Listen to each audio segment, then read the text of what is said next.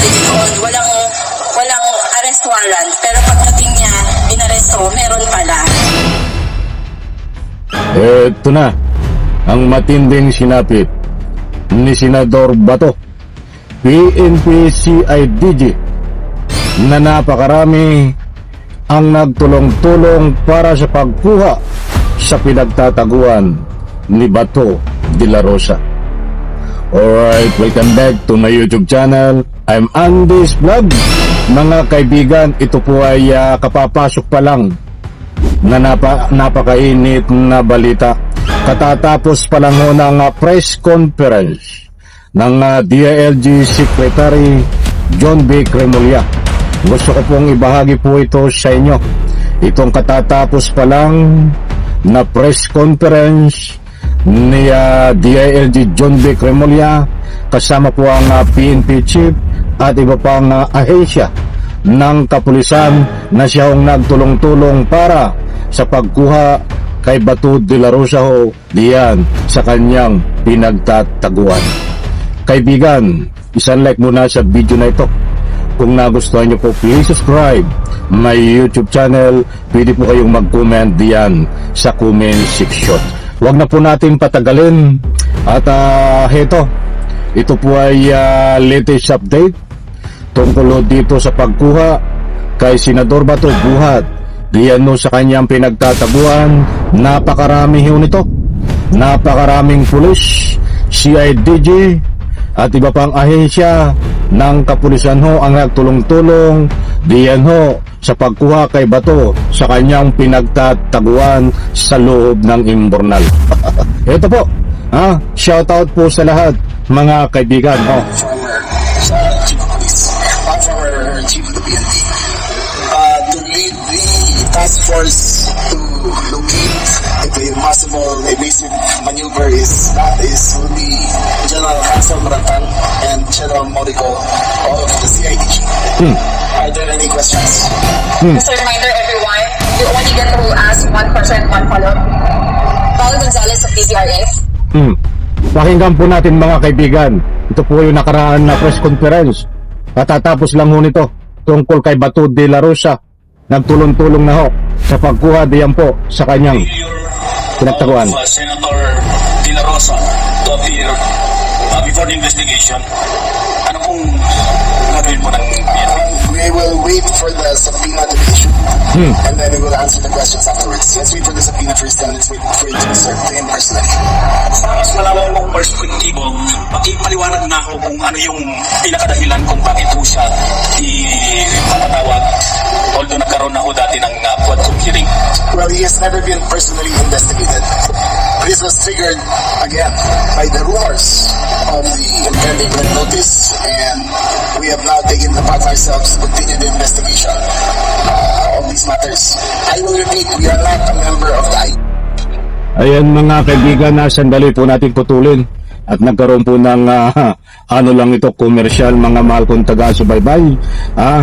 Patindiho ng patindiho ito, wag po kayong bibitaw. Dahil ibabahagi ko po sa inyo ang kunti karugtong nito. Kung paano at ano ang ginagawa po nilang aksyon nitong DILG, CIDG na nagtulong-tulong kay Bato. Ito. working with ICC. This is a purely internal matter that we are doing. Christian Manyo of DZWB. Go ahead. Leia Ilagan of UNTV. Go ahead. Sir, aside from Senator De La Rosa, sino pa po yung mga kasama na iimbestigahan? We will announce that after all. He will be the first one, but the ones listed in the previous complaints, ang dami na complaints dito, over 100 cases. We will issue succeeding subpoenas in the coming days.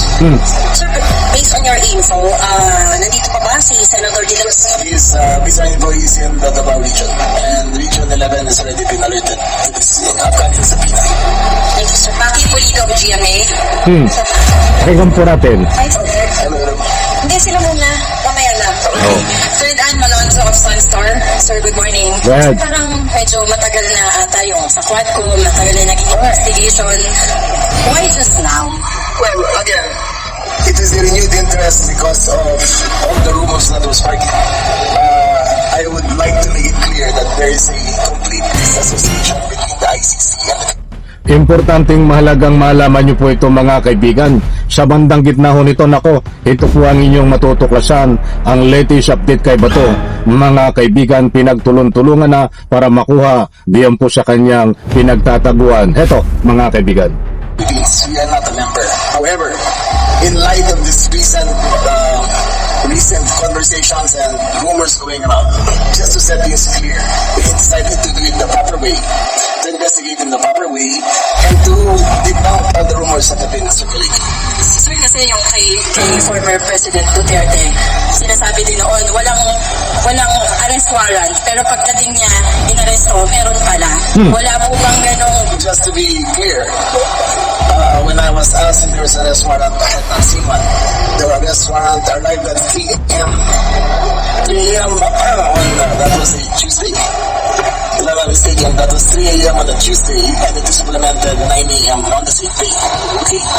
So mga kaibigan, na gusto ko pong linawin, ito po yung press conference ay against the light, ano?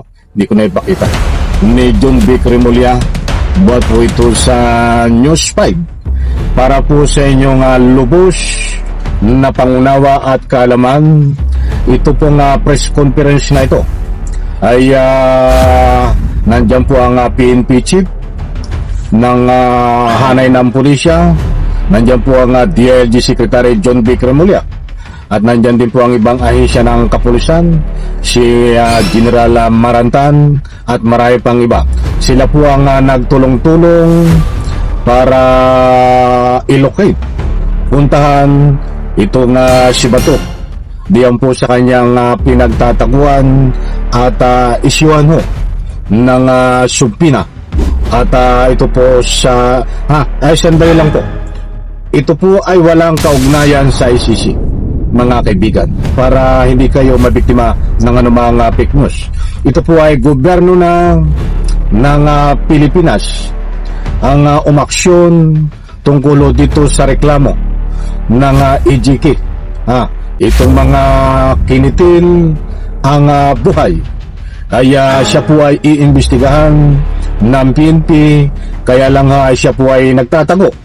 Subalit hindi po hadlang ang kanyang pagtatago para maimbestigahan, dahil datapwat sa puntong yan ang CIDG ho. Ang purpose po niyang conference na yan ay i-issuehan po ng subpina para padaluhin, papuntahin sa tamang forum o saan man gawin ang investigasyon o ano pang dapat gawin kung dapat dumalo magpakita si Bato. But ayon naman ho sa nagtanong, maliwanag po mga kaibigan. Heto, uulitin ko sa part na yon. Kaya ayaw lumutang si Bato O heto, mga kaibigan, kunwari walang arrest warrant, katulad ng nangyari din kay Digong, ba't kapag nandiyan at nakita na ay aarestuhin? Heto po, mga kaibigan. It's clear that there is a complete disassociation between the ICC and the Philippines. Ito. We are not a member. However, in light of this recent conversations and rumors going around, just to set things clear, we decided to do it the proper way, to investigate in the proper way, and to debunk all the rumors that have been circulating. Sir, kasi yung kay ito. former President Duterte, sinasabi din noon, walang arrest warrant, pero pagdating niya, inaresto, meron pala.